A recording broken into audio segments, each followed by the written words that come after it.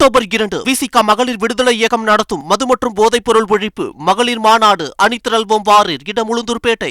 தென்னிந்தியாவில் உள்ள முக்கியமான 3 உருக்கு ஆலைகளையும் விரிவாக்கம் செய்யும் நடவடிக்கையில் மத்திய அரசு ஈடுபட உள்ளதாக மத்திய தொழிற்சாலை மற்றும் எஃகு துறை அமைச்சர் குமாரசுவாமி தெரிவித்துள்ளார்.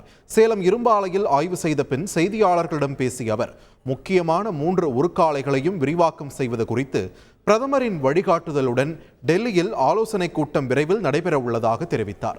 இந்த கூட்டத்தில் நிதியமைச்சர் மற்றும் ஆந்திர முதல்வரையும் அழைக்க உள்ளதாக அவர் கூறினார்.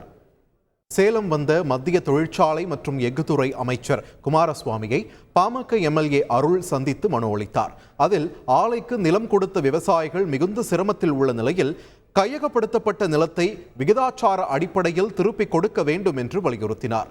உருக்காலை நிறுவனத்திற்குள் மழைநீர் சேகரிப்பு மற்றும் பராமரிப்பு பணிகள் முறையாக மேற்கொள்ள வேண்டும் மற்றும் தற்போது இரும்பு ஆலை நிறுவனத்திற்குள் புகுந்து மக்கள் செல்லும் சாலையில் அடிக்கடி மூடுவிடுவதால் சிரமம் உள்ளதாகவும் குறிப்பிட்டுள்ளார்.